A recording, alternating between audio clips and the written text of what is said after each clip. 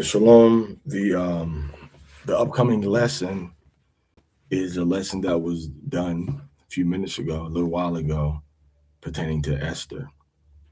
And the story begins with Vashti, the queen, and her defiance, her disobedience, and her dishonor toward the king when he gave her a very simple order. So let us go into the broadcast and begin. Especially if both parties are not household management was the main underlining cause of what happened. It's very important that a man maintain his household in righteousness and in fairness, but also in order. And sometimes that can be a hard balance, especially if both parties are not serving the same God the way he wants to be served.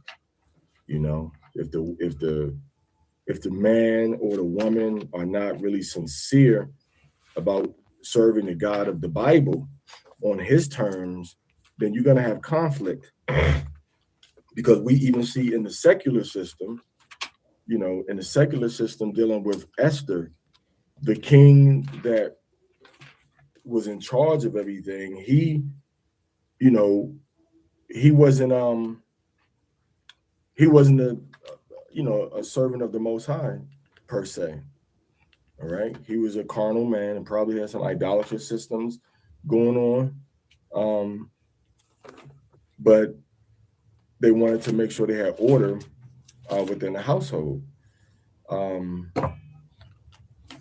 so now we can kind of take it one or two ways. We have the original Esther, okay, which is Mordecai's dream comes at the first.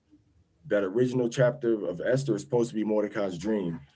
The one where it says, "Now it came to pass in the days of Ahasuerus." This is Ahasuerus which reigned from India even to Ethiopia. Um, that's actually chapter one, but it's the second chapter in the original Greek layout um, of the chapter. But I think it's important to begin with that chapter.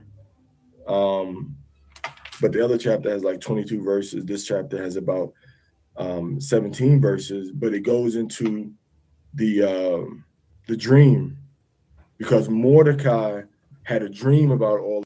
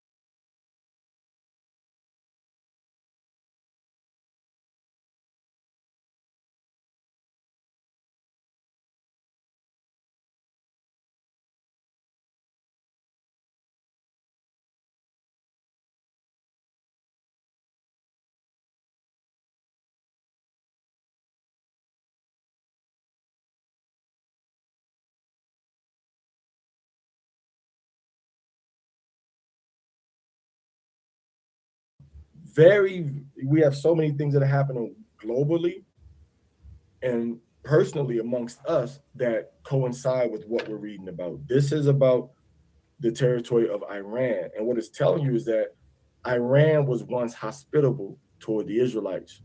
Susa is a province that's in Iran. All right.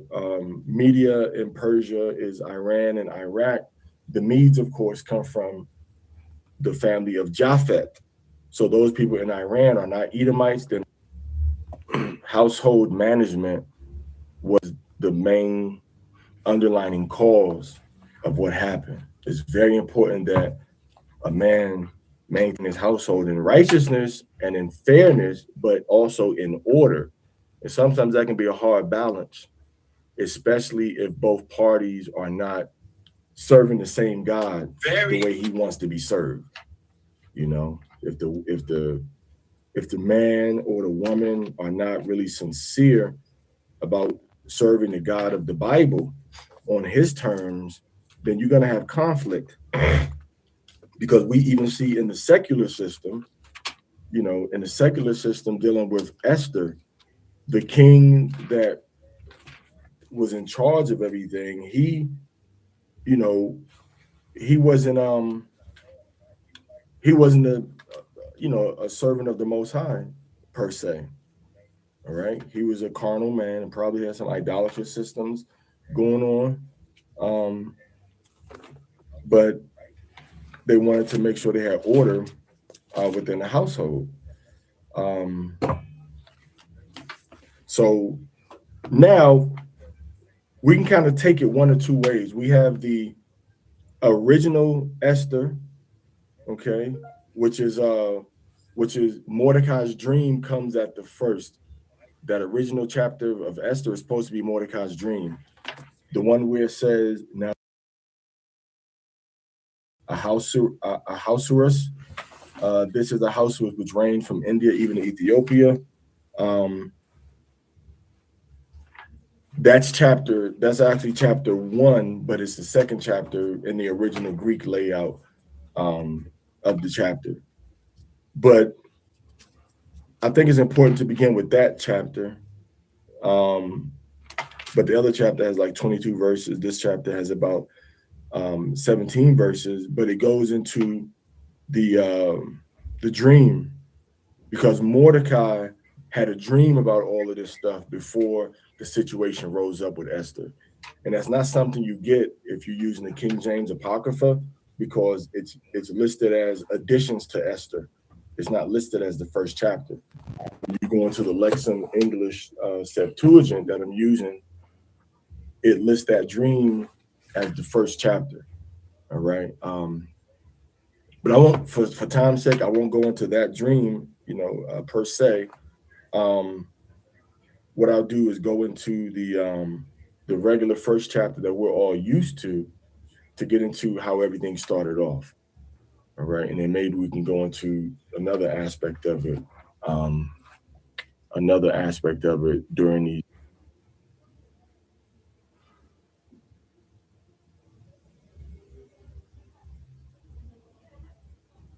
So I'm gonna read it, and it happened that after these matters, in the days of Ahasuerus, this Ahasuerus ruled over 127 territories from India. Okay. In those days, when Ahasuerus was enthroned in the city of Susa, in the third year of his reign, he prepared a banquet for his friends and for the rest of the nations, and for the honor of Persia and Media, and for the rulers of his satrapies. Now, we must bear in mind that this is talking about Iran. We have so many things that are happening globally and personally amongst us that coincide with what we're reading about. This is about the territory of Iran. And what it's telling you is that Iran was once hospitable toward the Israelites. Susa is a province that's in Iran. All right. Media in Persia is Iran and Iraq. The Medes, of course, come from the family of Japhet. So those people in Iran are not Edomites, they're not Arabs. They may be Muslims, but they practice a different form of Islam called Shiite Islam, and they don't come from the Arab families. All right. And if truth be told, they were one of the main forces behind the early development of Islam. All right. Architecturally, scientifically, things of that nature. Verse 4. And afterward, after he had shown the written out, he wants this big celebration for everybody to come through and celebrate with him, as well as display his wealth and opulence. Verse 4. And afterward, after he had shown the riches of his kingdom and the glorious splendor of his wealth over 184 days. All right. So this is like almost like half a year. Imagine what you have and how much you have for over more than the course of 6 months. You're showing people all of this magnificent display of wealth and power and authority. All right. Verse 5 says, when the days of the wedding feast were completed, the king held a drinking party for the people who were found in the city.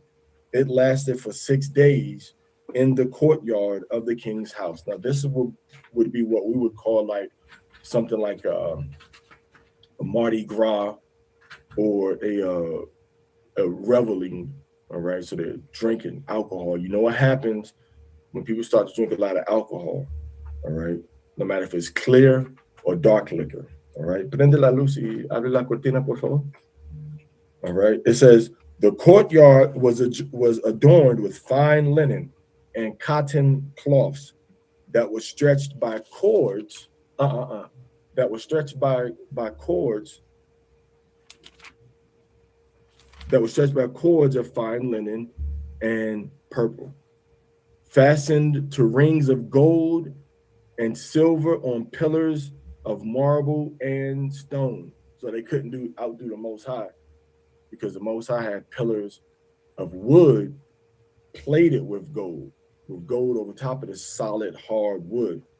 All right. It says there were couches of gold and silver on a precious pavement of emerald, pearl, and marble, and diaphanous mattresses variously adorned with flowers, and roses were scattered round about. So this is a magnificent display. When it talks about the mattresses, it's talking about we had the thick couches back in the day, cushions, stuff with it, of course, the finest of material, and the best looking tapestry was over it.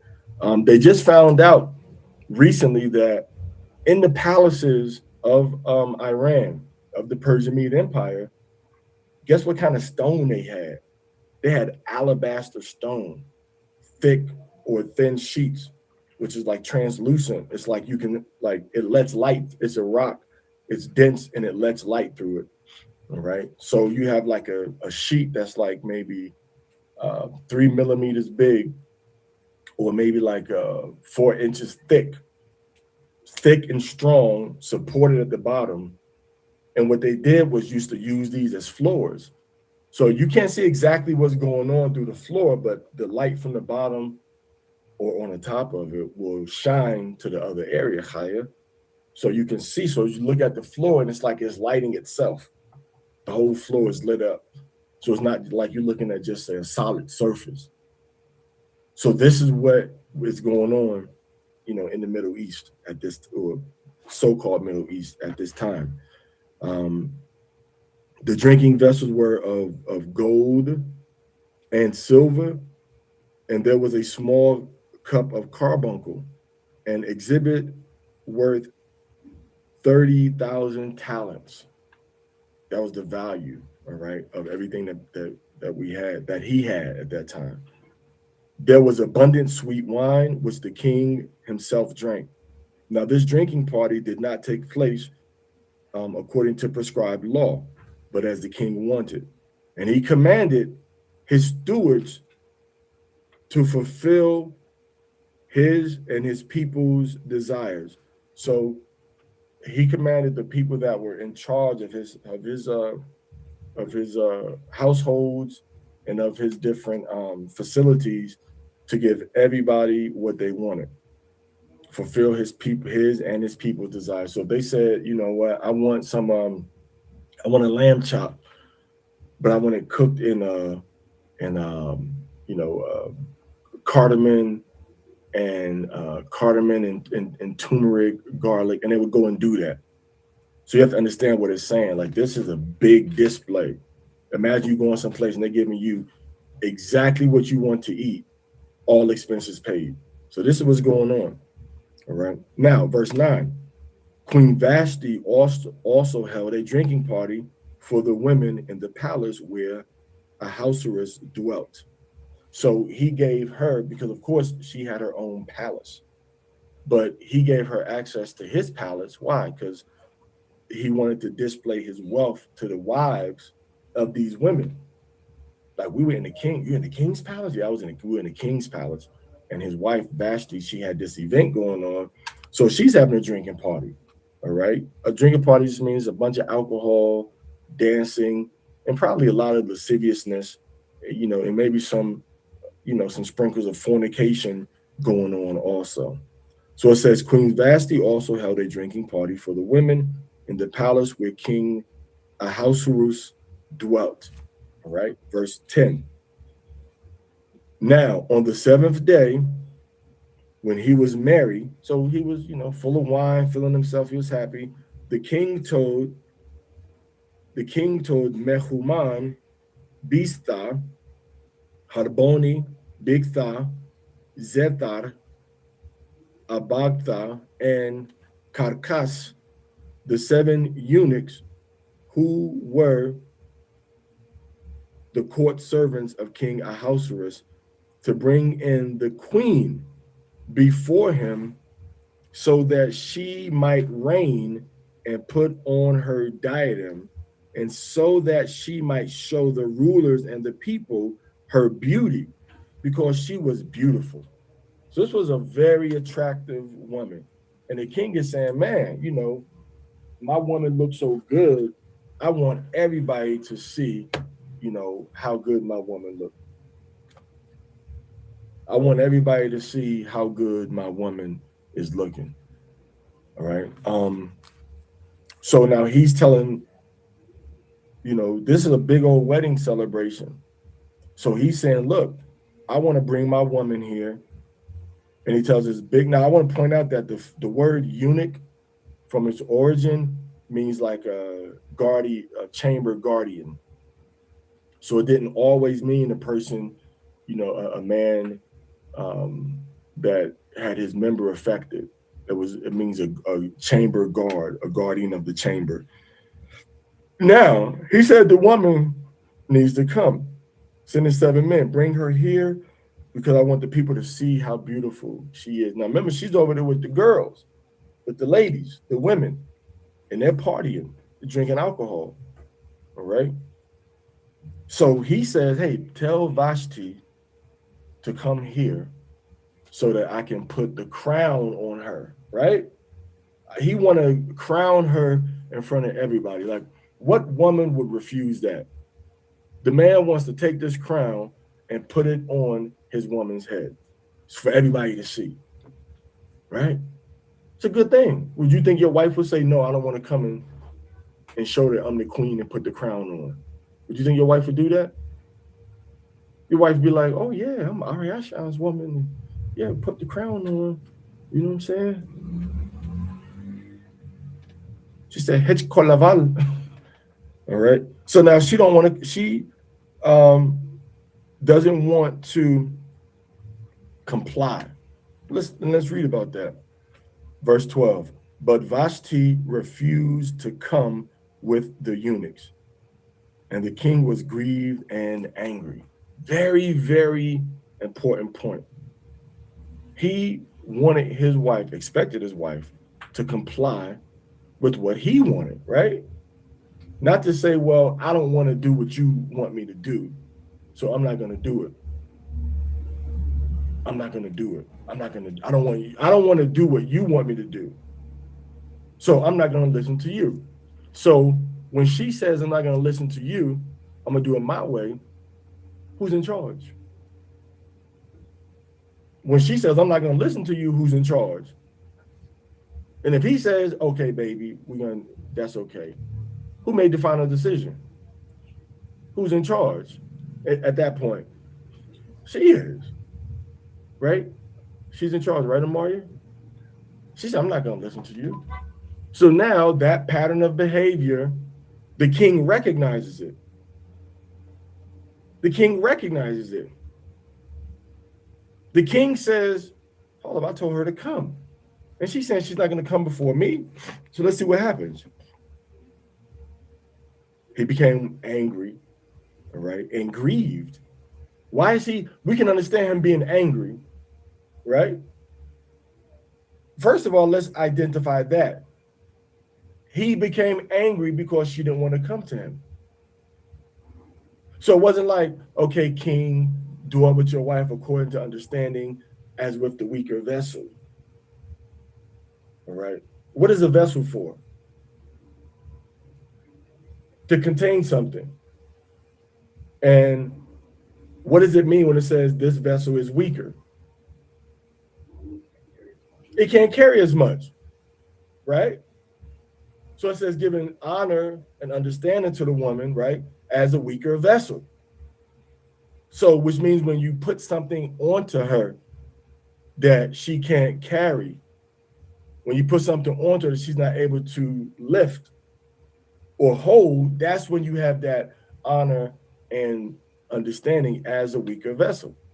So the question is, did Vashti have legs? Right? Did she have legs? Did she have clothes?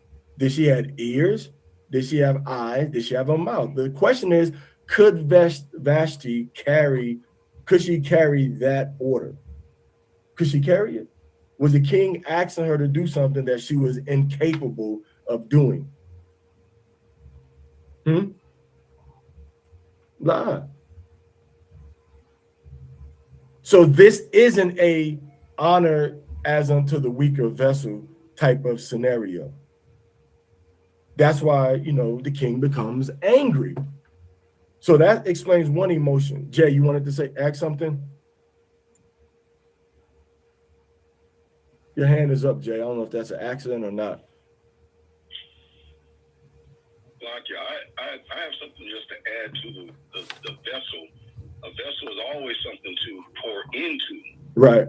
So that's another way of putting it too. Like, even though it's a weaker vessel, and you got to just pour into it. Kind. That's all it is. Exactly. If you don't pour into it, it just, is empty. It's empty. So good point. You pour into that vessel. Like the scripture says also, can the pot say unto the potter, why hast thou made me thus? As Paul talks about.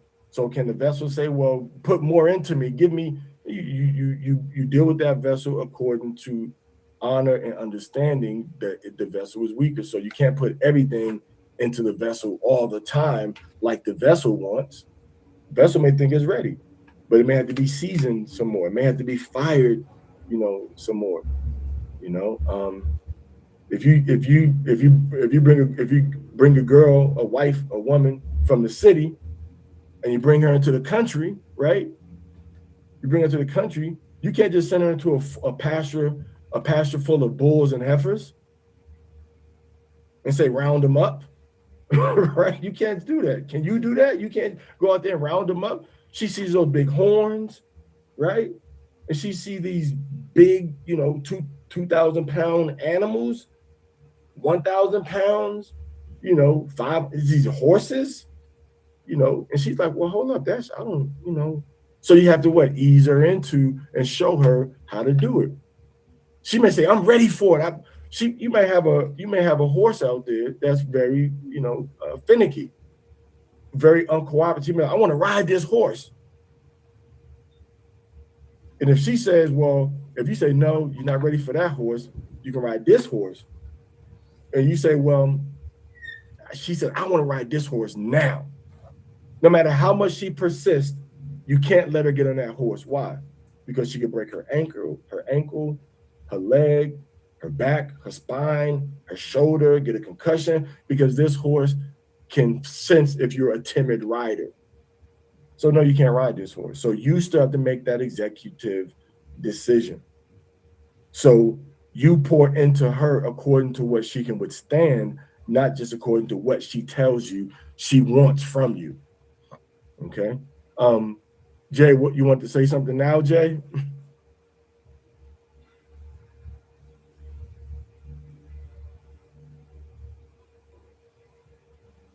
I see a lot of hands up. You could unmute yourself and say what you wanted to say if you wanted to say something.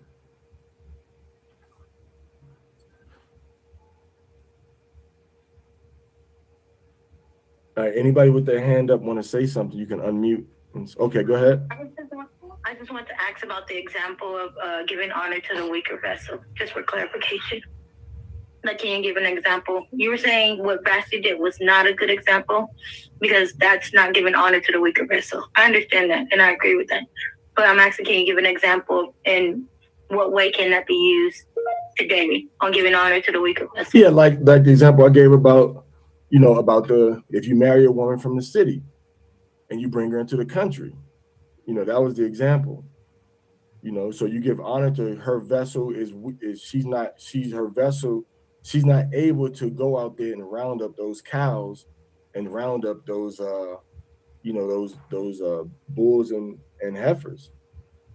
All right, so that's one example. So basically, weaker vessel meaning anything that she is actually not able to bear, to do, or to carry.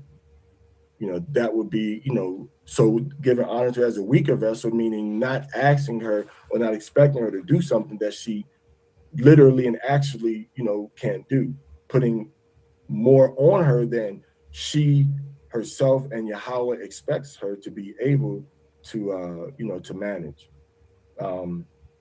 As far as giving another example about that, sometimes we've had to go to different cities and we've had to get up at 2 in the morning to start getting ready, but we may not get into bed until 12. So we're physically able to do that. All right. But now 1 hour, it's not going to be able to get done. A lot of women can function on 1, 2, 3 hours, but some people can't. So if you know that your woman personally, an hour after she goes to sleep, she's knocked out, giving honor to her as that weaker vessel, if she hasn't developed a different sleep pattern, means that not to expect her to get up and do what you want her to do after only 1 hour of sleep after being up all day. A man, you can just, you'll keep shaking him and he'll eventually, wake up. But for a woman, she may not wake up when you try to wake her up. So just kind of, that's an example of giving honor unto that weaker vessel. But it's a personal case by case type of situation because every vessel isn't the same. There is some consistency in vessels, but every vessel isn't the same. All right. That makes sense, Tawana. Kind of, I underbar. And because women, truth of the matter is, when it comes to certain things, women are very strong. Women are very strong. Women hear, if there's a person that is if there's a person that's crying, the woman will hear that crying and sleep. A man may not. There's a baby. We've had instances where babies were falling and the father will put that hand out and grab the baby real quick. So each one has a different superpower that they bring to the league of babies, to the hall of parenthood. But if you understand and know that this woman and this man are capable of different things in different areas, then the weaker vessel aspect of it is applying to the situation. It's not one thing across the board because, like I said, all vessels are different and all vessels aren't the same, and each one has its own purpose and its own strength. So yeah, and again, it has to be something that the woman. I'm not talking about something that, oh, I don't like, or I don't want, or I'm not comfortable, because sometimes you have to do things, like that. And almost everybody, whatever people's hangups are, almost majority of the people in jail comply. You get far less resistance from a person in jail than you do in the real world. Why? Because they don't want to be in isolation. They don't want to be in the hole. They don't want to be locked in their cell. They want to be able to get out for more than an hour. They want yard time. They want to be able to go into the common areas with the other prisoners. So they comply easily in jail. So we can get over those psychological objections when we need to and when we want to as humans. So we're talking about something that's, it's physically impossible for this person to do this, or the person may have, a very deep, dark phobia about something. All right. So giving honor to a weaker vessel is, that this woman is deathly afraid of the dark. She has to have a little nightlight on. And when you cut that nightlight off, she goes into a frenzy and she just loses it. So giving honor to the woman as a weaker vessel means, you know what, we're going to leave the nightlight on, but we're going to start to dim it down over the next 3 months. We're going to dim it down because I can't sleep with the nightlight on, but you need the nightlight on, things like that. I think Masha and then Jay, and then Masha and then Jay, and then Eliyahu. I don't know if Jay's saying you can't hear. We might need to just keep coming back. Masha, what do you want to say? I just wanted to say that a lot of what you're saying is dealing with two pillars of wisdom. The first one is understanding, and the second one is discretion. Having an understanding of where to apply this, and then the plan on how you're going to apply that when it comes to your rib.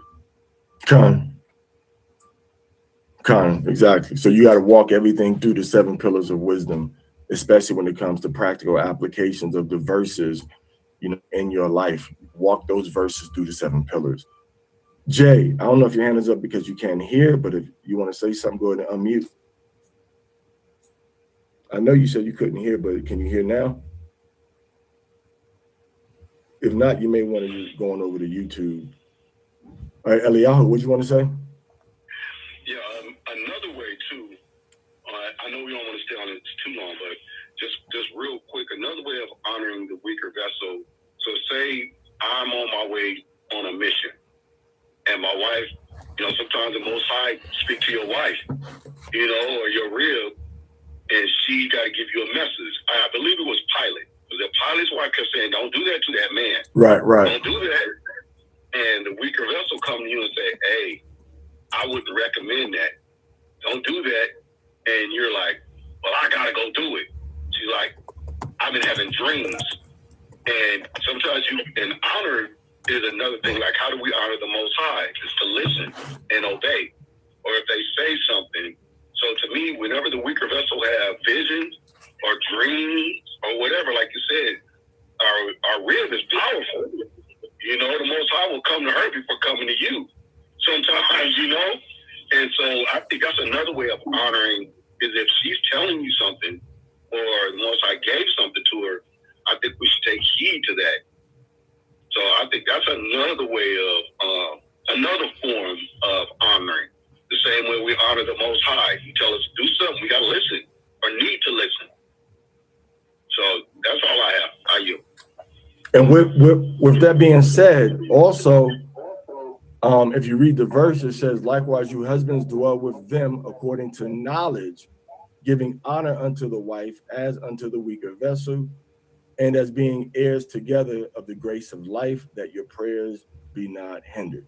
2 things I want to point out from this verse. Number 1 is the fact that if something is weaker, you as the head have the responsibility to make that thing stronger. So if you are a husband, all right, if you are a man of a woman, you should be working to make that woman stronger, not to force, anything to be what it's not.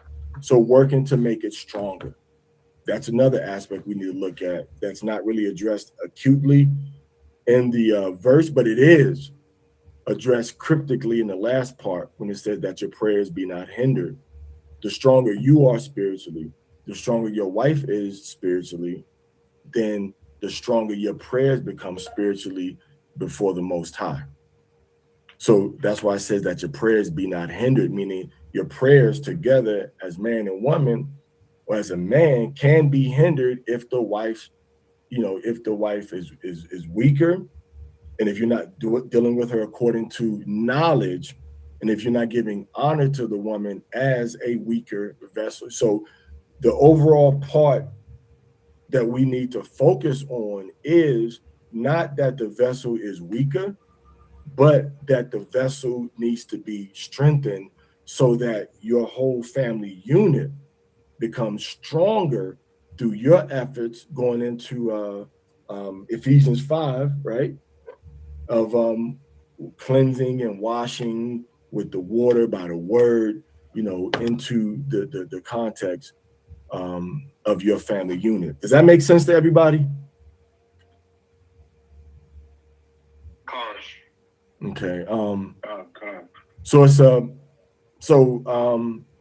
normally it doesn't say where her faith is weaker, that her intelligence is weaker, that her inheritance is weaker. The Greek word focuses on the physical weakness also, but we know that according to the context of the chapter, no matter if the word is used that way, usually we know anytime we're dealing with the Bible, we're dealing with spirituality of the things that are said. So we have the knowledge, so we give them the knowledge. So first of all, you have to understand the knowledge of the Bible, the knowledge of marriage, and the knowledge of women. A lot of men don't understand these things. So when they're dealing with their wife, they're not dealing with their wife according to knowledge. They're dealing with their wife according to tradition, according to society, or according to influence outside of the Bible. And that can be very harmful to your marriage. So a house arrest is very much in order. He's not wrong for what he's trying to do. All right. So write that down, Masha. We'll come back to it. So let's continue with the verses. All right. It says, now check this out now. Let's go to verse. So he was grieved also. Make sure you write it down. Why was he grieved? He was grieved because it's an embarrassment. It's an embarrassment, and it's a bad example. It's a bad example. It's almost like you tell your son, you tell your 3-year-old, hey, go put on some clothes.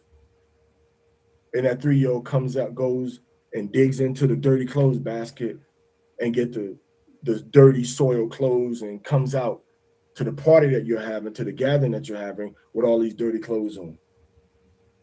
People are like, oh man, why your son got on them dirty clothes and what's going on with it? Why you don't wash your clothes? Or so now it's like an embarrassment. All right. But in this case, Vashti is an embarrassment to her husband, but now the grief is like, oh, wow. Why is it a grief? Because now I'm going to have to deal with this matter that I really don't want to deal with because other people are watching. Other people are noticing what she's doing because everybody knows I called her and that she has refused to come. Verse 12, but Vashti refused to come, and the king became grieved and angry. Verse 13, then he said to his friends, because of these things that Vashti has spoken, right? So the king, he had his friends there. And he said to his friends that were there, these are, high-level officials. What did he say? He said, because what Vashti has spoken, what did she speak? The scriptures don't tell you, what she said. The scripture says Vashti refused to come. So whether it was her actual words that were repeated or whether it was her refusal, that was a loud that was a loud message that was received into the ears of his spirit because of these things that Vashti has spoken. So it wasn't just a refusal to come, right? Why did he say these things? Because her refusing to come is one thing. So not only did she refuse to come, the king was able to sit back and analyze the implications of her actions. This is seditious. This is rebellion. This is disrespect. This is dishonoring me as a man. This is dishonoring me as the king. This is an embarrassment. She's trying to embarrass me. So he's taken all of these things, he's taken what she's done, and he's multiplying their impact. He's multiplying their indication. He's multiplying all of the different areas that are going to be impacted by her one decision not to come before him when he called her. Okay. So then it says, the king said, make a law and judgment concerning this matter. So he said, make a law and a judgment. So we're going to judge this matter. And once we judge this matter, we're going to make that judgment be a law. Because remember, in the Hebrew concept, law is instruction. You're instructed to or not to do something. All right. So make a law and judgment concerning the matter. So Arkesoios and Sarsathias, and Malesear, the rulers of the Persian and the Medes, who were near the king, the first in importance, the ones who sat beside the king, came to him. So oftentimes the king had three very close rulers that were under him. Sometimes in the scripture it calls them three presidents. So the king had three close counselors, all right? But they also were rulers, but they were under him. And they reported to him, according to the laws, how it was necessary to deal with Queen Vashti, because she had not done the things which were commanded by the king through the eunuchs. So a dishonor of the king's message through his messenger was a dishonor to the king. Okay. So they're saying we got to check into our laws. So for us, it's like, let's look at the Torah. Let's look at wisdom. Let's look at the Bible, and let's see how we can resolve this rebellion, this refusal of the queen to obey the king, to come to, and it's very important. It's very strange because the king simply wanted her to relocate her body. Take your body from where it is and bring it to where I am. And when you come to this place, you will get the honor that you deserve as my woman. And I was having a conversation, last night, and I was saying that you have different levels. You can be happy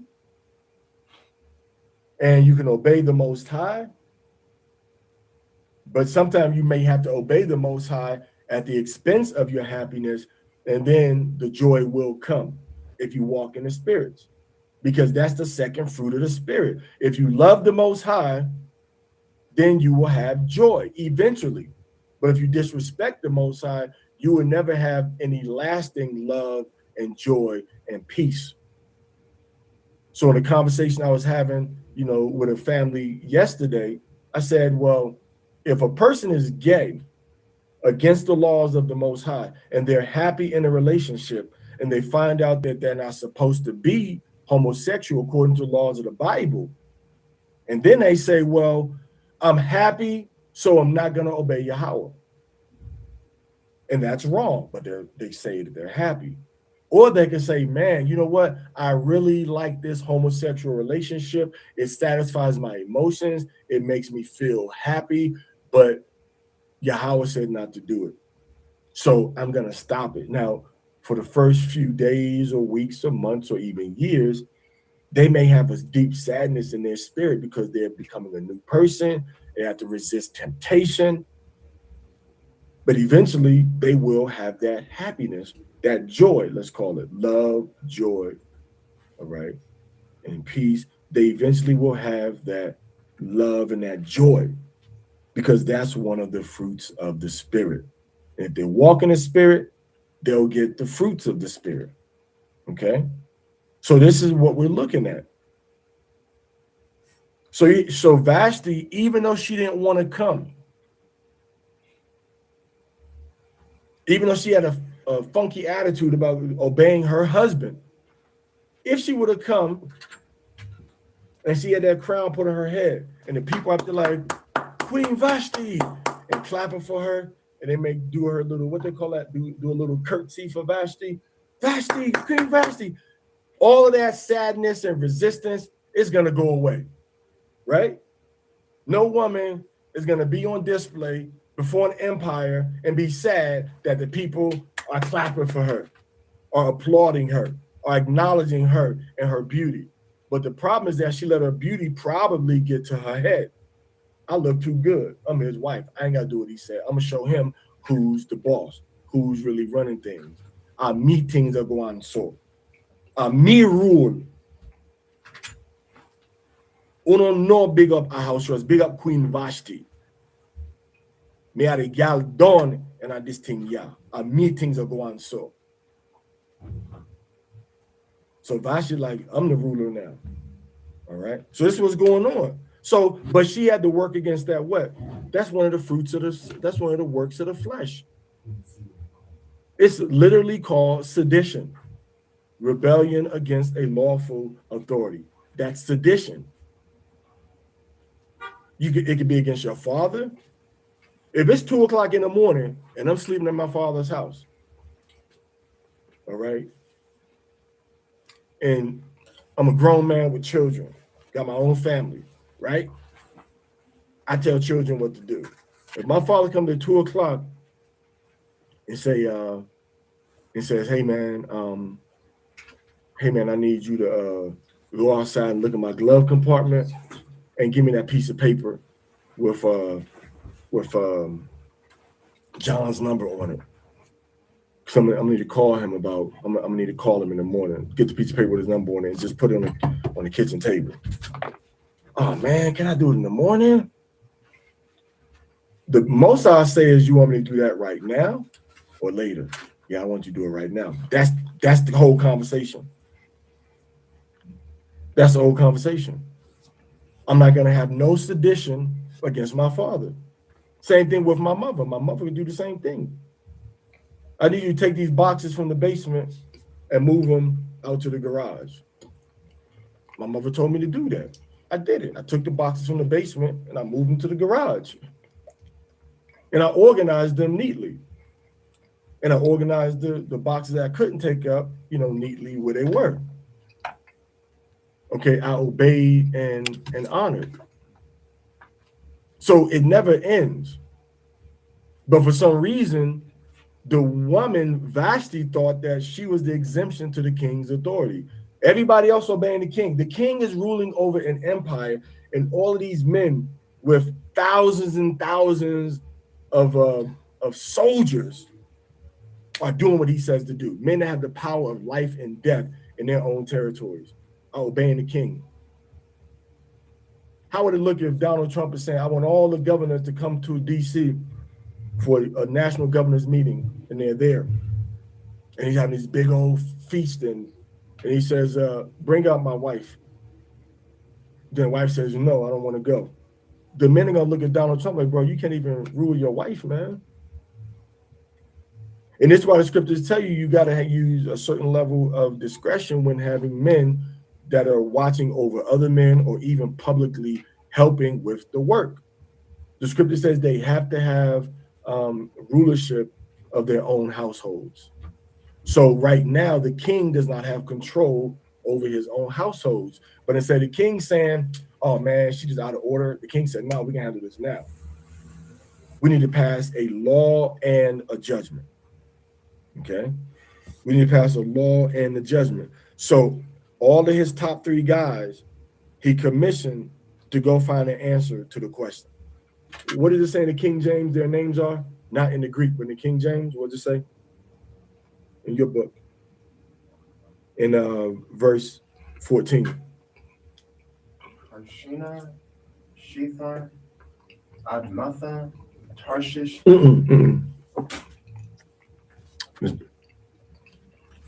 They say rulers of Persia and the Medes. 7 nobles of Persia and Media. What verse you in? 14. Keep reading. 7 nobles of Persia and Media who had special access to the king and were highest in the kingdom. Okay, so we got 3 right here. Maybe these 3 brought 4 more. We don't know. All right, so they said, verse 15, and they reported to him according to the laws how it was necessary to deal with Queen Vashti because she had not done the things which were commanded by the king through the eunuchs. So by law, the king had to do something to show that he was not in compliance with her rebellion against him. Because if he shows that he's in compliance, then all his leaders are going to rise up against him and saying that a woman rules over you, so you do not deserve to be the ruler over us. Because your woman is ruling over us by proxy. Because now she can whisper something in your ear that's detrimental to us and the stability of our provinces, and you can be against it, but she can still get her way over us, because that's just what happened. You told her to come before you, to appear and get the crown on her head and to show off her beauty, and she told you, no, you can't rule over your woman. So how are you going to rule over us? That's why Scripture says if a person can't rule their own household, how should they have authority and rule in the house of the Most High? So we see that same concept being presented, after Israel was in captivity and after the temple was destroyed and it went back up. All right. Now it bears to mention also that Esther, Hadassah, and Mordecai are in the land of the Persian Mede Empire as free people. We weren't enslaved. We were free at this point. Okay. Verse 16. Then Memucan said to the king and the rulers, Queen Vashti, so this guy spoke up and spoke his mind.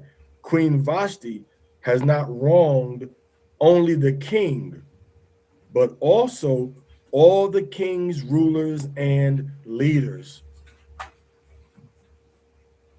So they said, she disrespected us and the king.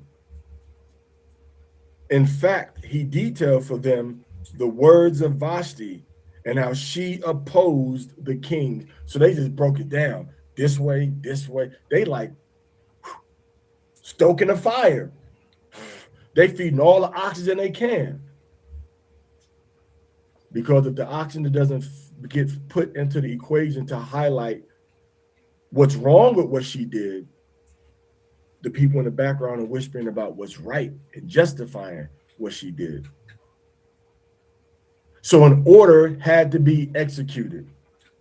This is what she did wrong, highlighting it. It wasn't, I understand, and this is, women's lib, and she's a free woman, and we can't compel her to do anything and let her do what she's doing. She could do what she's doing, but there were consequences. Listen to what it said. It says, therefore, as she opposed King Ahasuerus, so today the rest of the princesses, meaning the rest of the women of the rulers, the rest of the princesses of the rulers of the Persians and the Medes, having heard the things that were said by her before the king, will dare likewise to dishonor their husbands. You see? So sometimes you can't get all the answers from ChatGPT. Sometimes the answer is going to be from the Bible, Old and New Testament. So the Bible is saying something has to be done. If not, then everybody's going to think that they could do what Vashti did and get away with it. And is not that the message appropriate for this season right now? Is not that the appropriate message for right now?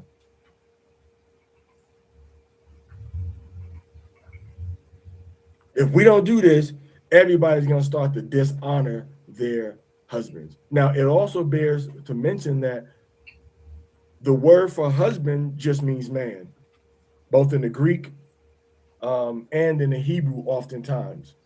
It's ish and andros, respectively. Well, in Greek, in the Hebrew, and in the Greek. Just man. There's no special word for husband. Husband is a generic word. It means a man. That's it. It means a man or of a man in Greek, but in Hebrew, it can mean an owner, it can mean a ruler, or it can mean a man, with man being the most simplest term used. Which understanding the Hebrew concept and the Greek concepts gives you a basic understanding. I'm wondering what's going on with this because it's saying something going on. Let me see when you pull up again. And make sure you're not pulling up from you're pulling up from a whole different account. Pull this up, but pull it up.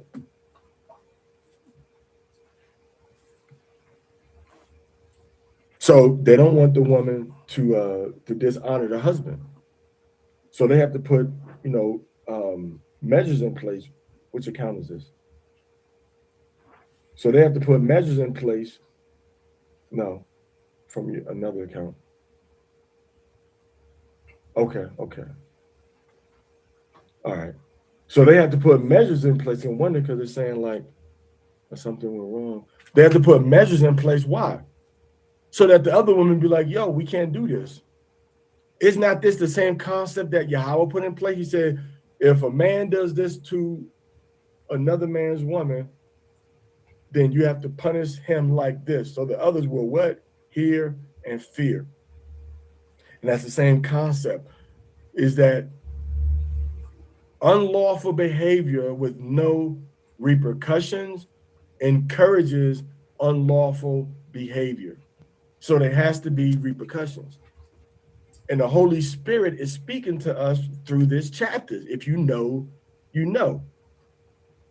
All right? IYK. All right? If you know, you know. So it wasn't just no sweeping it under the rug.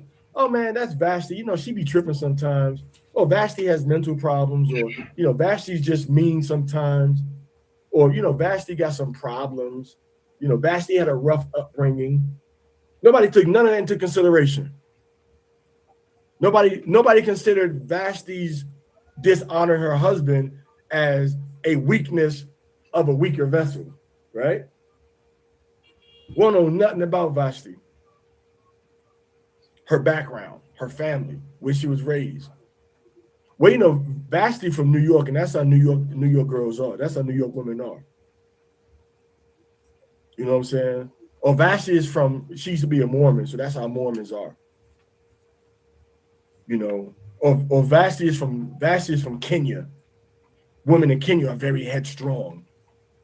And I was like, nah, Vashti is dishonoring her husband. All right.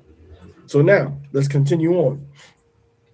Verse 19. If therefore it seems good to the king, let him prescribe a royal decree, and let it be written corresponding to the laws of the Medes and Persians, and do not let it be used otherwise. All right. And do not let the queen go into him any longer. And let the king give her queenship to a woman more worthy than she.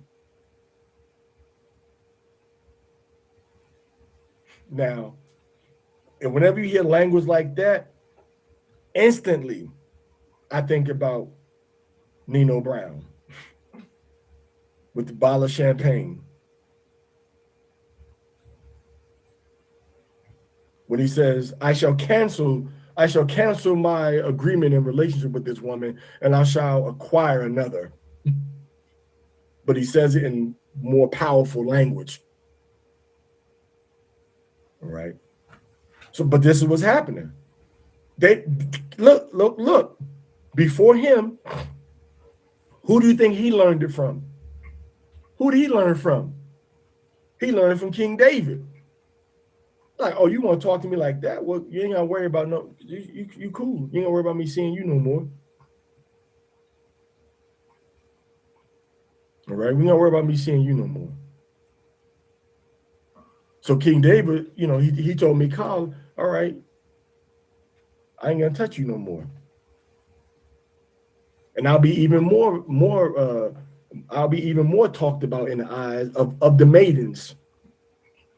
And true to promise, when David was old, they said, when David was old, all right, and he started losing his body's ability to retain heat, he said they went and found him a young Issacharite woman, we'll say woman, and she laid in the bed with him to keep him warm at night. Imagine the look on Michal's face when she heard about that. And she was probably like, doggone it, he sure did tell me that. But this was like years later. This was years later. All right. So they said that the queen can't go into the king no more. This is what his men are telling him. The queen can't come into you no more, man. She can't come see you no more. And not only that, you got to get another queen. You got to get another, what do you call a top queen? I don't know the word for the top queen, but let's call it a queen. You got to get another lead queen. All right. Now, check this out. And let the king's law be obeyed, which, if it should work in his kingdom in this way, all the women will show honor to their men, from the poor to the rich. So this is something I was expecting, no matter how poor you were, no matter how many beds you had to sleep in, what kind of material your floor was made of, how many changes of garments you had. Every woman was expected to give the same level of respect and honor to their man, no matter what his station was in society, no matter how much resources he had access to, no matter what his social status was, whether he was out there picking cotton, picking linen, whether he was the king's barber, or whether he was the teacher to the king's children, or whether he was a ruler over many areas of the biggest province of the empire. Every man was expected to get the same level of respect and honor from his wife. And this is the same thing we see in Genesis. Your desire shall be unto your man, and he shall rule over you. And if the king would allow this woman to exercise this authority and disobey him, and he's now obeying the woman, they knew that they would be upsetting the primordial order of creation. When Yahweh told Eve, your desire shall be unto your husband, and he shall rule over you. So now she becomes extremely out of order, right? Extremely out of order with who? With the Most High also, right? With the Most High also. I think I might have found a problem. I think I'm broadcasting to the wrong,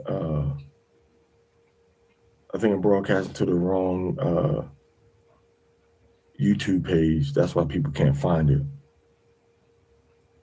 Yeah, it's going to the wrong one.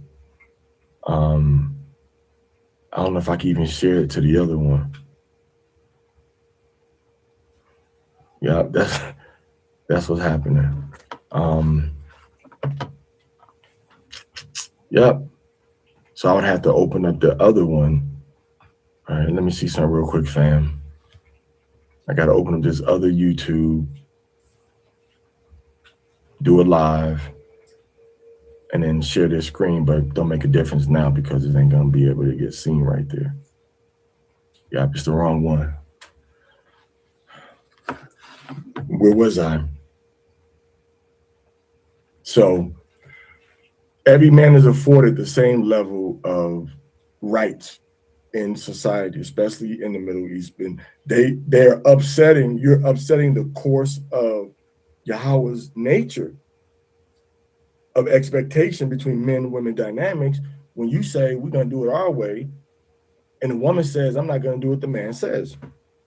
All right. So now,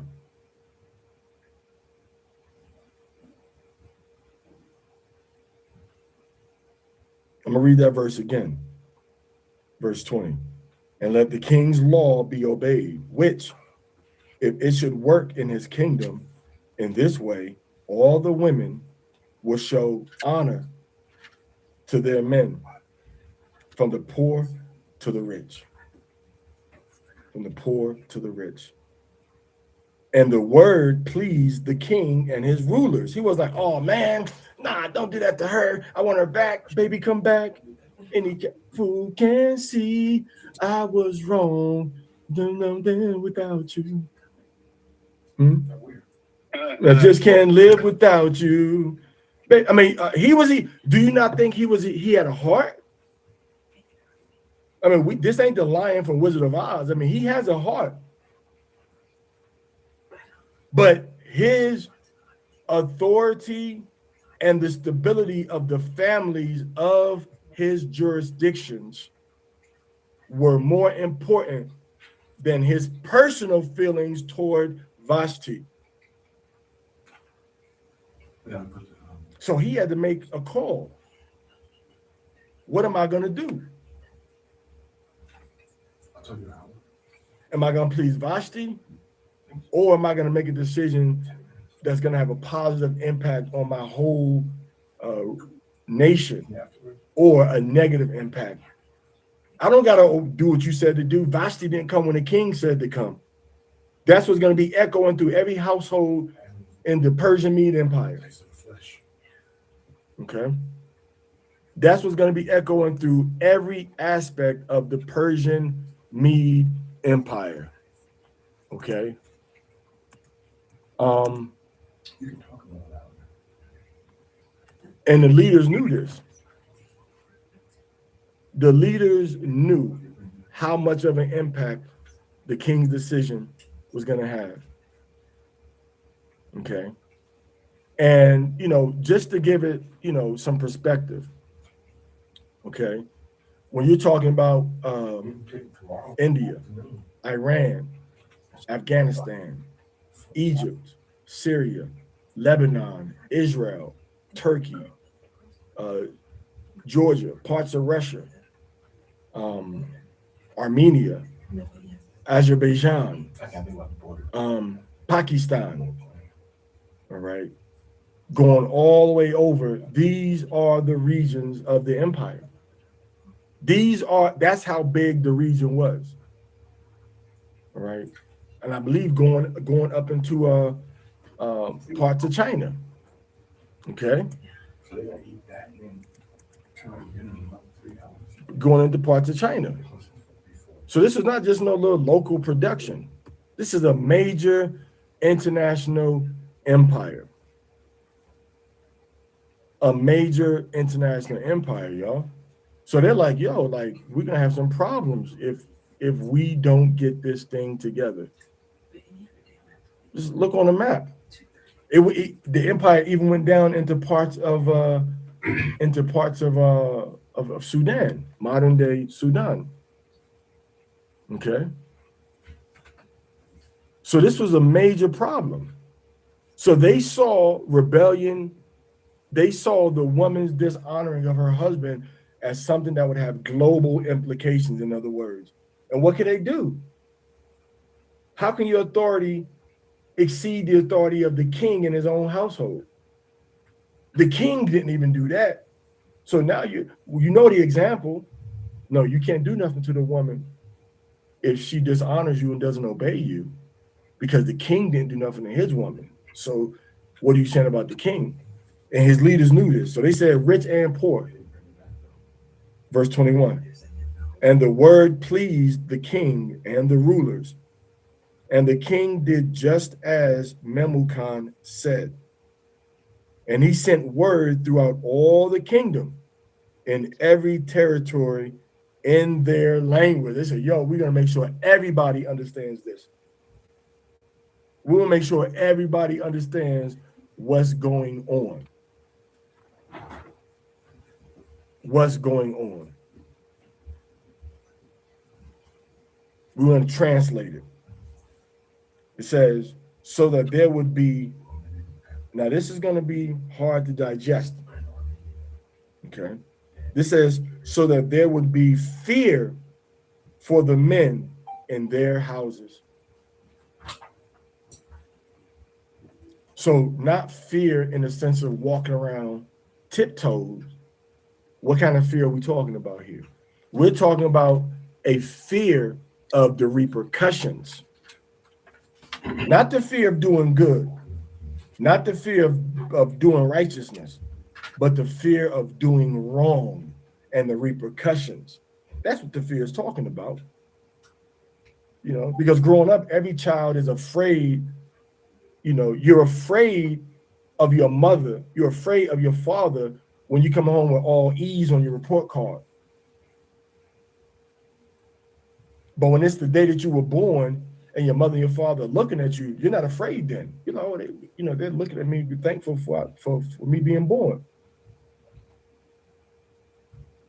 Or when you bring in your mother or your father something home to them, or you sitting down, you know, eating a dinner, or you giving your parent a hug goodnight,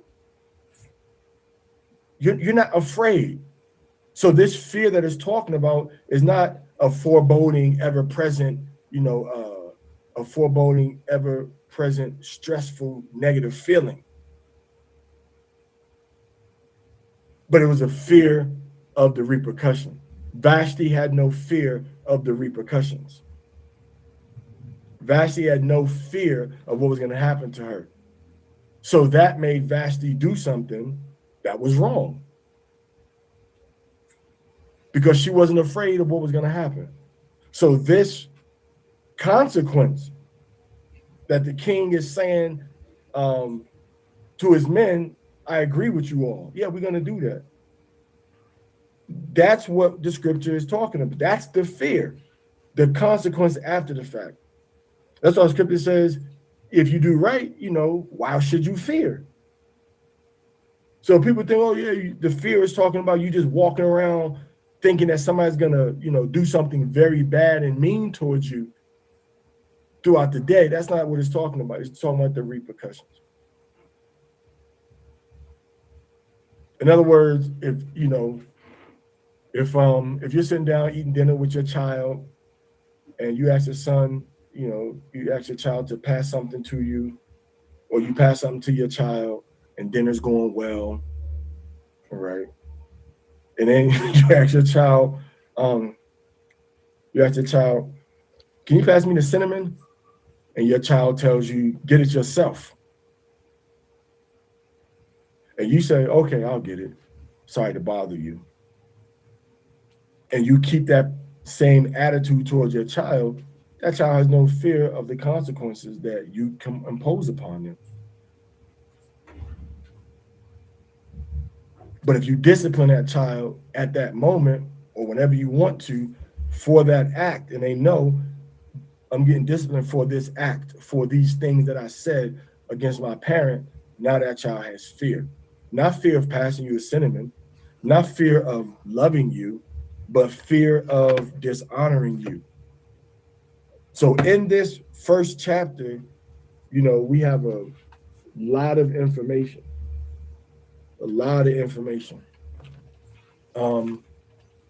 But we see in this first chapter that everybody was aware of what needed to be done. and everybody was in agreement with what needed to be done. And they actually did legislation saying what was going to happen. They didn't worry about what anybody was going to say, what the people outside the empire were going to say. What are the Greeks going to think about us? They didn't worry about any of that. They said this is the right thing to do, and this is how we're going to handle this. Okay, this is how we're going to handle this.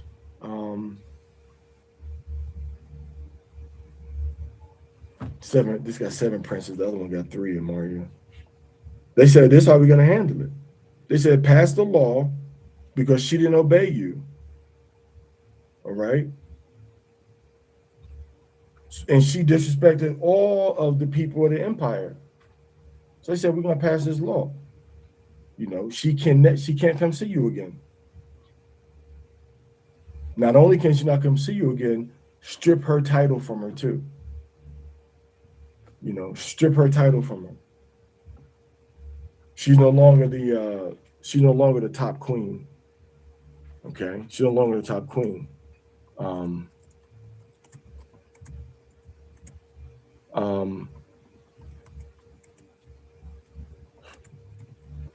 And that was punishment enough. So there was a severing. You know, there was a severing in the king's household. You know, and you know what happened? She got what she wanted. She didn't want to come to the king. She didn't want to fall in line in the proper chain of command. The king said, you don't got to come see me. Stay where you at.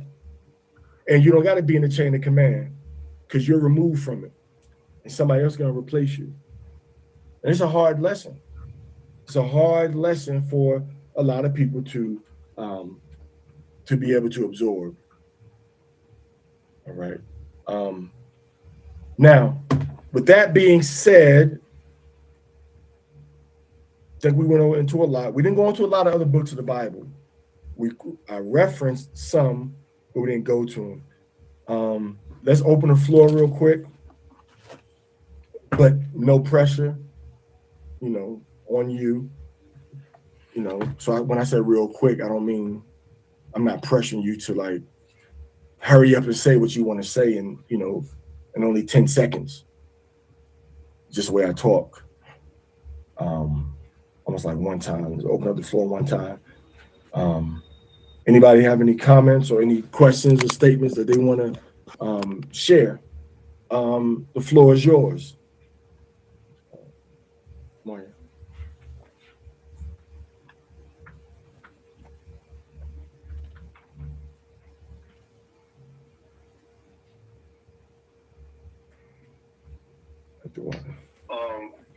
I just want to say that man, like,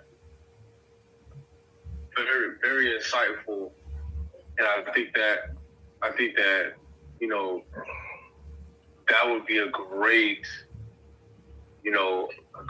example. That chapter would be a great example for any marriage counsel. You know what I'm saying? Because you seeing this in action. You're seeing the Proverbs in action. You're seeing, you know, what Timothy spoke about in action. You know what I'm saying? In First Timothy, and in other books.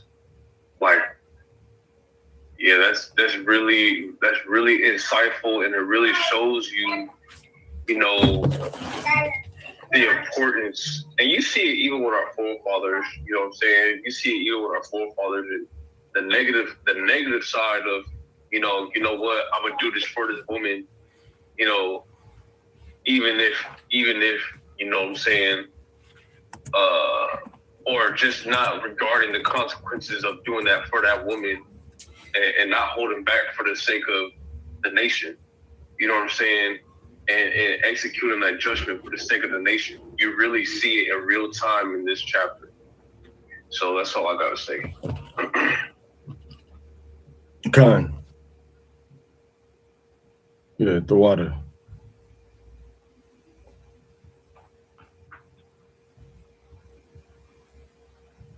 Yeah, Isaiah, I opened up the wrong account to do the YouTube broadcast. So I'm about to put the link into this group again now. So if anybody wanted to, share that link or have access to that link, it's in the group now. Also too, like, I don't know if Kodashi were going to speak. Go ahead, Og. No, I was just going to say Thwadi Yahweh. All right, Tawada Yahweh. But what I'll do though is I'll start the broadcast on a regular channel later on, and then I'll share this so I'll have this broadcast playing, and then I'll share the screen so it seems like it's live, but it's not playing in real time, but it'll be playing and sharing on the other channel, the regular Banya Yashala Mashra Yashala channel. So I'll do that when we get off of here. All right, what do you want to say, Masha? I was gonna say real quick. Joseph, when Joseph went into Egypt, like, now imagine if he would have actually slept with, you know what I'm saying? Who was it? Well, I forgot her name. I know it was Pharaoh's. Was that Potiphar's woman? Yeah, come on. Imagine if he actually would have did that.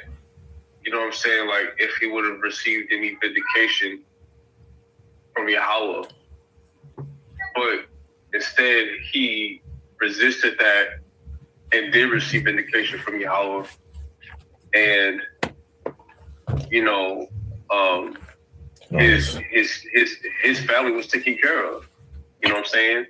His family was taken care of. So, they came to Egypt, and they saw their brother, and he got to see his siblings, and he was able to live doing the right thing.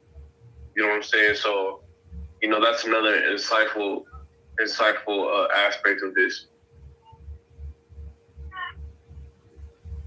Yeah, so you never know what's gonna happen as a result of a man yielding to the authority of a woman, giving a woman what she wants from that man, even though it's wrong and against the laws and the structure of the Most High. You never know what impact is gonna have short-term or long-term. In our case, if Joseph was not a righteous man and he would have, snuck around with that lady, Potiphar's wife, having inappropriate contact with her, violating the boundaries of the woman's relationship with the man, then the whole nation of Yasharallah would have been in jeopardy. Because Joseph's temptation and desire couldn't be quelled.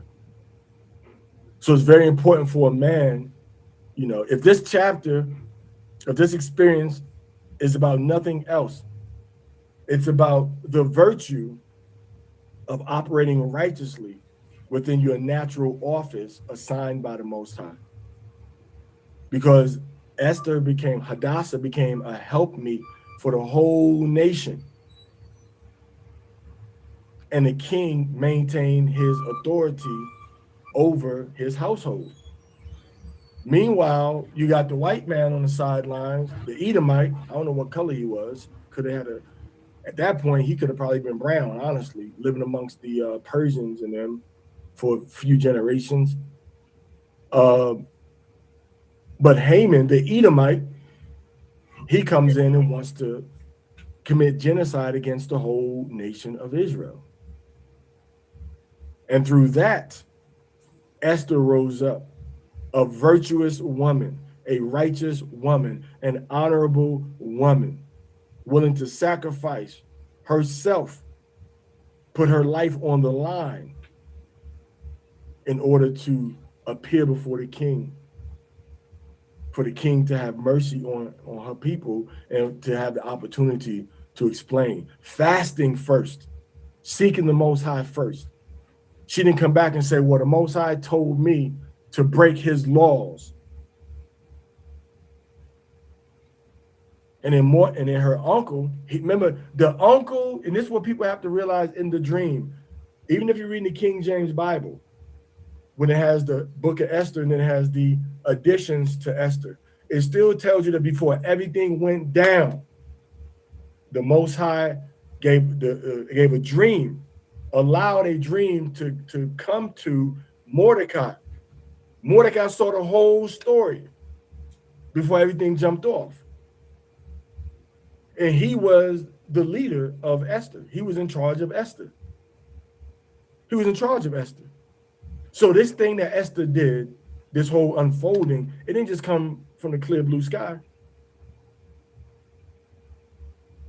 You can't come and be like, well, you know, the Most High showed me this or told me this, or I feel this in my spirit based on what the scripture says. And then a woman come and be like, and you be like, oh, my bad. You right, woman, I'm wrong. Most High gonna jack you up for that, man. When you start to go in a direction where the woman goes, but it's opposite to what the direction that the man is trying to go. Okay? What the man is trying to go. So you have to make the ultimate decision. And that's what we have to get through our thick skulls. We, as the man, have the last decision. The woman can come back and be like, well, you know what? That was a bad decision that you made. And I told you not to do it. But that can't set the precedent for her being in 100% agreement with everything you want to do. Because that leads to usurping authority. That is not how Hamashiach operated with his disciples. And that's not how Yahweh operated with his son. We want agreement in righteousness. And we want resistance to death and danger, hurt and harm. Not because of inconvenience. Not because we're going to have consequences that are going to be okay to absorb. This is a loss that we can absorb. Okay? Nobody can tell, few people, I should say, can tell the future. But in this situation, Mordecai had already seen the future. He saw a dream. So when Esther's going through what she's going through, Mordecai like, yo, this is exactly, you know, what I dreamed about. I knew this was going to happen. She prepared, the Most High prepared Esther's head, which was Mordecai. Mordecai was already prepared, you know, for everything that was about to happen. He saw the dream, he saw the vision. So when it comes about, now the Most High is allowing Esther to be used to be a part of the salvation and the redemption of the whole nation. Because we were all in jeopardy. We were all in danger of being, you know, eliminated. Our whole lineage knocked out in that empire. Because remember, during that same time frame, there were Israelites still in the land of Israel. Okay. So that's what we got for today. But the key is to stay in order with the head of the relationship. You got to stay in order. You can't just do things because you feel like you're right or you feel like it's the right thing to do or the Most High spoke to you and now you're going to disobey your husband. So you're saying that now I don't got to go through you, bro. Like the Most High, he's speaking to me. He ain't speaking to you. The Most High is speaking to me to tell you that you're wrong and that I'm going to make the executive decisions in this relationship, not you, because I'm operating under Yahweh's authority. Even if there's, you know, and a woman can't do that. If there's sin involved, the Most High didn't speak to you or tell you about that sin. The Most High is telling you in His Word. If the man is saying, "Yeah, we can have a pork roast tomorrow," you don't gotta say the Most High had a dream and said, "Don't do this." No, His Word is sufficient to say, "Hey, Yahweh said, don't do this." That's it. Or I want to get a green door. I want to paint the door green. A woman said, I want to paint the door red. And they argue about it. And a woman comes and say, I had a dream last night, and the Most High said to paint the door red. It's a replay, Masha. Now the man's gonna feel, well, I'm opposing the Most High. If I don't have this, and that's why it's dangerous for people to let people come at them like that. About how the Most High told them something in a dream, what everybody else needs to do to comply with them. Dreams are meant for guides and symbols, but not as do this between a man and a woman. The woman, oh, I dreamed this, so we got to do this. Because a man that's in that type of Christianity, false Christianity mindset would be like, well, the Lord spoke to her in the dream. So, I got to comply with what she said to do because the Lord spoke to her in a dream. Always remember, Mordecai was first, then Esther. You got the authority over your family. The king had the authority over Vashti and over Esther eventually, and over everybody in the empire in the grand scheme of things. So if the queen's like, I'm not going to do what you said to do, she's usurping his authority. She's making herself to be the leader. All right. Now she can come and say, hey, like the brother said, well, Pilate, hey, I had a dream to mess with this guy, but ultimately it was still Pilate's decision. What he was going to do, Pontius Pilate. It was still his decision on how he was going to handle the situation. All right, so it's been an hour, 26 minutes. Before we shut down, is there anybody that has any questions or comments?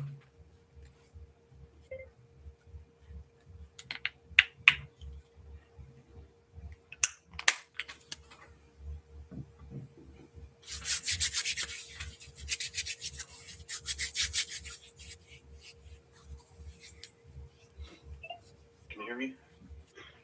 Okay. You said that you had it recorded on the wrong YouTube? Yes. Okay, because there was like a whole section. I don't know what's going on with my phone, but I missed a lot of what you were saying. I put the link to it inside the group right here. Okay, perfect. Yeah, I'm glad you were able finally to connect to it though. I had to restart my phone, I guess. Okay. So the link to this session is inside of the conversation of this group on this messenger group, so you can catch it on there. Follow the link. Okay. But I also when this is over, I'll do another live with it going again. On the other under proper the normal channel. Okay. All right. Con, I got a quick question real quick. Okay. So, being that Esther was with the Persian king, how would you recommend a woman being in a relationship with a man that's not necessarily, I guess, keeping the commandments to the best of his ability, or vice versa? A man being in that situation. I mean, the same rules of the rules of the Torah would have to still govern the relationship, and any violation of that would be a problem with the Most High. If it's not a violation against the laws of the Most High, then each party in that marriage has to operate within their normal biblical social, their social order. Does that make sense? Con. Yeah, because I just think it's interesting, like being that the beginning of the story is like Vashti, like, no, I ain't coming, and then, it's kind of like you were saying like that. It wasn't really like the fear of like a terror, but like it was more so like a virus that could kind of spread through the kingdom. Like that kind of spirit could, you know, go through the women. Right.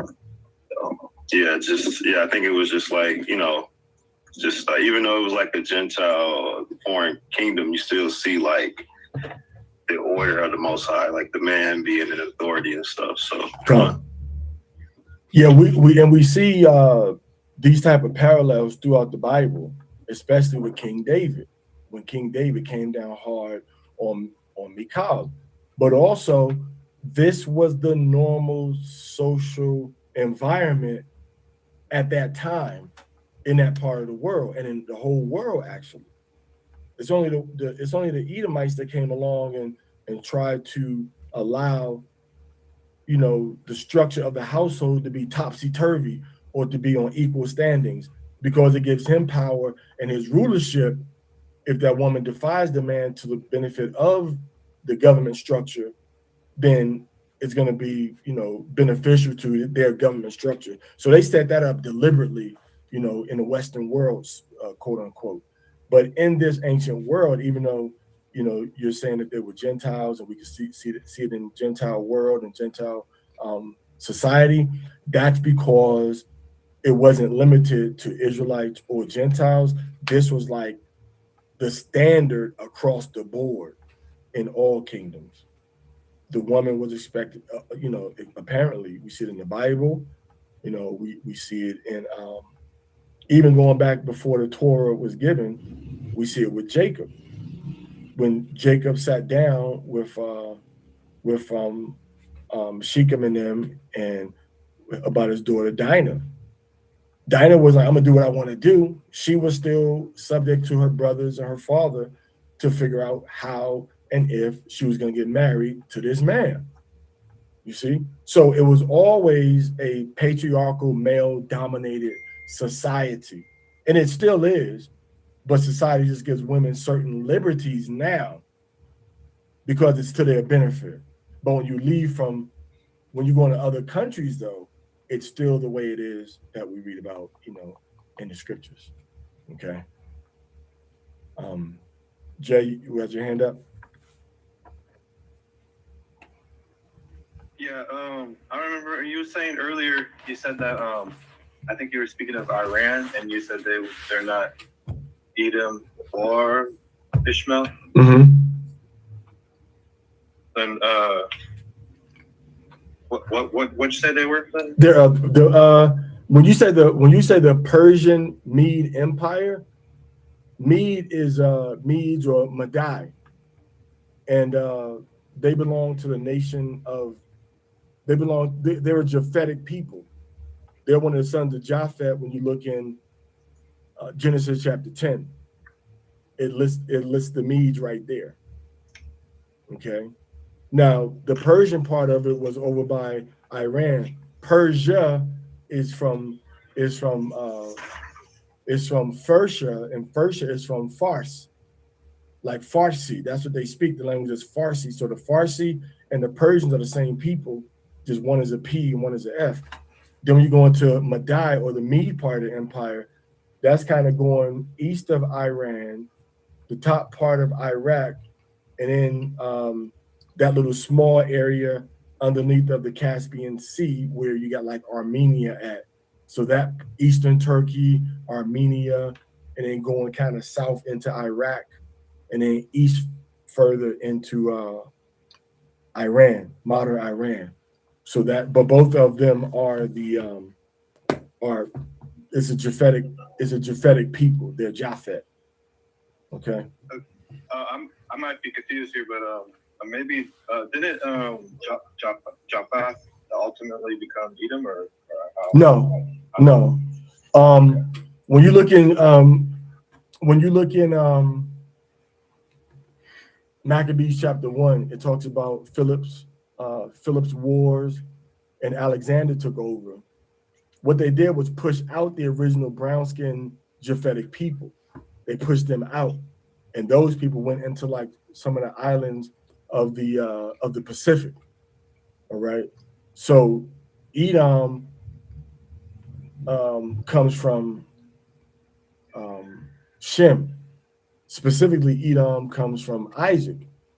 But the Japhetic people, they have a whole different father, and they were along the Mediterranean areas, the Peloponnesians, the Etruscans, and other nations, the other nations that existed in that time frame. But under Philip and Alexander, the Edomites rose up, and they fought against the Dorians and other native native Japhetic people in the region. They fought against them, and then they took their land. All right. So that's how Edom got control over that Mediterranean region where Greece was. But they migrated to Greece from the Middle East, from Edom's territory. If you go into Edom's territory, especially south where Petra is, you got these big, cliffs that give you a lot of protection from the sun. All right. And then from there, you go into Greece, they can handle that sun, over in Greece. But the Japhetic people got pushed out of their area. Some of them may still be there, but Edom didn't become Japhet, and Japhet didn't become Edom. Edom took over some Japhetic regions, and sometimes they would take over their names too. They took over some of their names also, as far as the territorial names and the political names. All right, so that's how. But when you talk about like a lot of the Spartans and things like that, some of them were brown skin and Edomite, Japhet and Edom, living together. But ultimately, Edom took over, and Edom structured the kingdoms, and Edom united his people, and then they had the other people up under them. They couldn't do it by themselves, so they had other Gentile people in their armies, that other people fighting beside them, and that was one of Alexander's strengths. Alexander was one of the main times when people united an army just of all sorts of people and said, we're going to just unite everybody and make everybody one people, and we're going to let everybody do their own thing, but we're going to still be the ones that are ruling. So that's why he left rulers in Afghanistan, in Pakistan, in Armenia, in parts of Iran and Iraq. He left rulers in those places that were from his people. And that's when you go back into First Maccabees, when it talks about how his empire was divided. When he died, he wrote out before he died that the empire was going to be given to his top 4 Edomite Greek generals to avoid any type of civil wars. So everybody got their portion. And then from there, the so-called white man started to take over. But the Edomites could not persist. They lost their empires, but they kept that Mediterranean stronghold, went into Europe, pushed out more brown people, that were in Europe. Some of them may still be there. But like I said, eventually a lot of them, the Japhetic people, ended up going into the Pacific region, when you're talking about like Papua New Guinea. And then you got Israelites and Japhet that started to live together over in places like Samoa, Hawaii. That's Japhet and Israel kind of was living together in those places. But those seafaring people in the Mediterranean, in the Pacific, originated from the Mediterranean, and they kept a lot of their seafaring and boat building and navigation sciences that they learned when they were in the Mediterranean, and they applied it to and expanded upon it once they went into the Pacific. But Japhet is a totally different people. When you look in the book of Numbers, I think it's chapter Numbers 23 and 24, it talks about Edom was the head of the nations, but he's gonna fall. He's gonna fall. So that's telling us that the rulers of most of these modern nations are descendants of the Edomites. That goes into America, Russia. It goes into Greece. All these powerful nations, Russia, are powered by Edomite families. Not only Edomite, but it specifically says Amalek. So Amalek is actually the Edomite family. So you look in Genesis chapter 36, you see that Amalek is one of the sons of Edom. All right. And that's why we got in Revelation chapter 17, when it talks about the nations and the great red, the red dragon with the 7 heads. Again, that red is Edom or Edom. So that's talking about the Edomite people ruling over the modern world and being that last kingdom that's gonna fall. But Japhet is a whole nother part of the equation. All right, Japhet is, it goes into Japhet somewhat, in other chapters and prophecies, but Japhet doesn't really fit prominently, in a lot of last day prophecies. Who fits prominently in the last day prophecies is gonna be is gonna be Esau, the Edomites, the red nation. They figure so prominently, inside of the prophecies of the last days that we could never say that they're Japhet, because they're doing everything that the Bible says is going to be done by the Edomites. So when you talk about Meshach and Tubal and Gog and all of that, Gog is another Mede nation, not Mede, but another Japhetic nation. That goes into like between the Caspian and Black Sea, where you got the Caucasus Mountains. You got some Japhetic people that were there. But again, Esau came and took over that territory, and that's what Job was talking about. And when you go into the book of Job, Job says that these people were pushed away from among men, and they were pushed into the mountains. I believe when you go into Job, Job chapter 30, and you start round about the 5th verse, it tells you how people that were among us were pushed from among us. And that's talking about the Edomite migration that happened during Job's time someplace. And then you go into the book of Obadiah. It talks about the Edomites were going to dwell in the caves and in the cliffs of the rocks, not Japhet. So all of these prophecies we see about the so-called white man are prophecies that the Bible, all these prophecies we see in the Bible, all these prophecies and descriptions about Edom and about a people that are not named fit the so-called white man today, linking him to be the Edomites that the Bible talks about, not he lives in Japhetic land because he took it over, but he's not Japhet.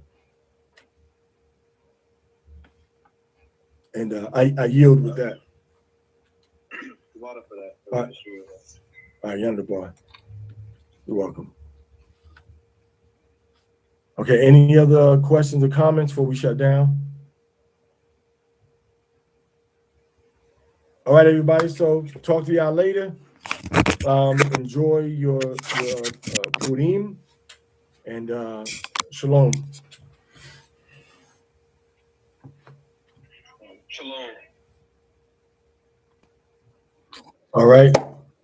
So that concludes the class that we had earlier, and with that class, we went into a lot of information, and we'll be back shortly. There'll be a follow-up to this lesson going into the subsequent chapters of Esther. To give more information, to give more overview, and to bring this information into the modern day application of it. A sister said, there's a goddess in Hinduism now that's called Vashti. So even now we see the themes and the names and the situations that we read about, present even in our modern times.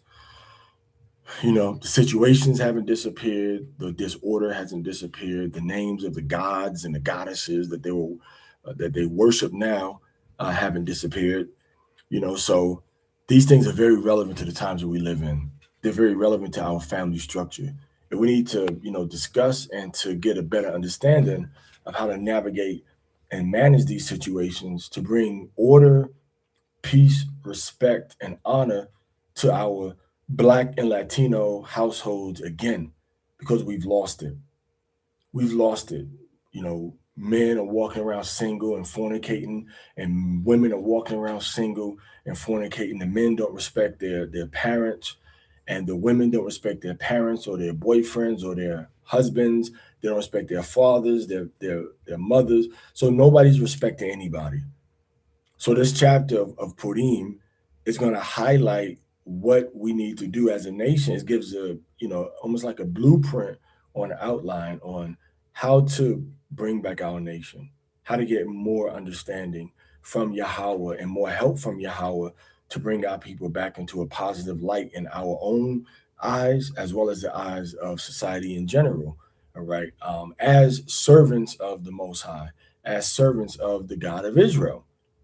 So this is the purpose of the studies that we're doing. And like I said, we'll go over, the subsequent chapters of Purim. We'll discuss it. And the clarity of how this applies to our modern times and how it applies to our households now will be brought out and will be clear beyond a shadow of a doubt. We have a lot of work to do, but we're not going to be able to do it with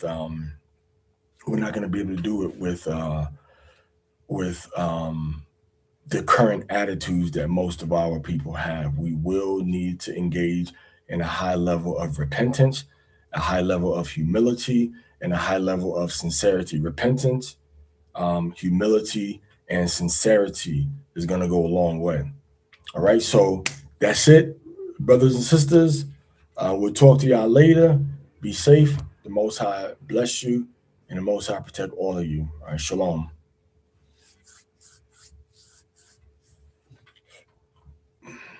Shalom, shalom.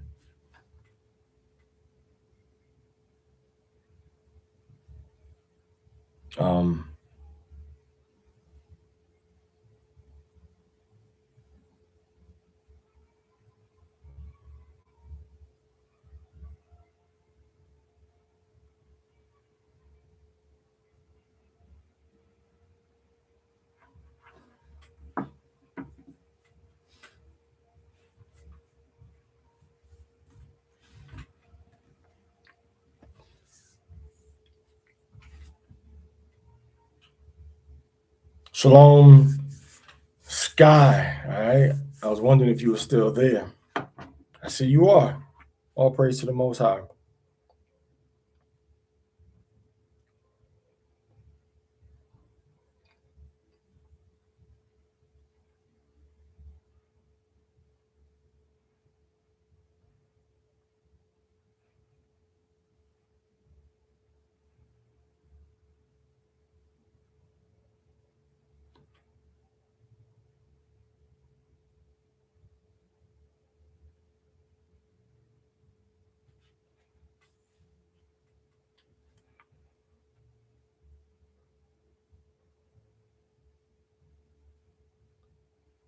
All right, so we'll be back in a little while, to continue to give more information and more insight on this holy day. All right, shalom, mashbakah.